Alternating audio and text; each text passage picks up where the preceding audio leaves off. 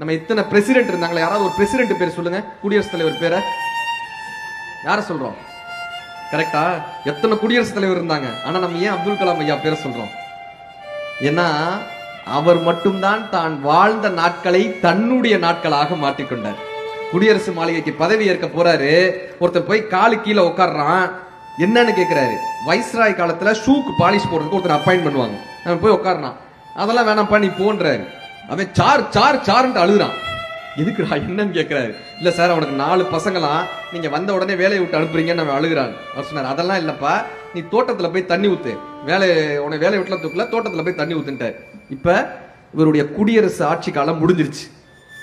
முடிஞ்சதுக்கு அப்புறம் இவர் வீட்டுக்கு போனோம். சூட்கேஸ் எடுத்துட்டு வந்தாரு.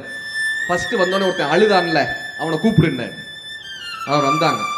நீ என்னமோ நான் வந்த உடனே உன்னைய வேலையை விட்டு அனுப்புறேன்னு சொன்ன, இன்னைக்கு என்னையவே வேலையை விட்டு அனுப்ப போறாங்க தெரியுமா அப்படின்னாரு. அவன் உடனே ஒன்றும் புரியாம பார்த்தான். நீ இந்த தோட்டத்துக்குலாம் தண்ணி அடிப்பேல, எப்படி அடிப்பேன்னு கேட்டார். அவன் உடனே ஸ்ப்ரே வச்சு இப்படி அடிச்சு காமிச்சான். இந்த சூட் கேஸ்ல அதை ஸ்ப்ரே பண்ணுன்னு அவர் வச்சு, இந்த சூட் கேஸ்ல ஸ்ப்ரே. அவனுக்கு என்னன்னா, இந்த சூட் கேஸ்ல டாக்குமெண்ட்ஸ் இருக்கும், இவர் துணியெல்லாம் இருக்கும். இதை எப்படிங்க நான் தண்ணியை போய் ஸ்ப்ரே பண்ண, அதெல்லாம் மாட்டேன் அப்படின்றான். இல்ல நீ ஸ்ப்ரே பண்ணுன்றாரு. அவன் லைட்டா அப்படி இப்படி அடிக்கிறான். அவர் அந்த ஸ்ப்ரே பண்ண சூட் கேஸ் எடுத்து காமிச்சார். ஏன் தெரியுமா நான் அதை சொன்னேன்? குடியரசுத் தலைவர் மாளிகையிலிருந்து அப்துல் கலாம் செல்லும் போது ஒரு தூசியை கூட எடுத்து செல்லவில்லை என்பது எல்லோருக்கும் தெரியணும்ன்றதுக்காக நான் இதுல தண்ணி எடுத்து காட்ட சொன்னேன். இப்படியான தலைவர்கள் தான் கொண்டாடத்தக்கவர்கள். இவர்களை நம்ம ரோல் மாடலா எடுத்துக்கணும். இப்படியான தலைவர்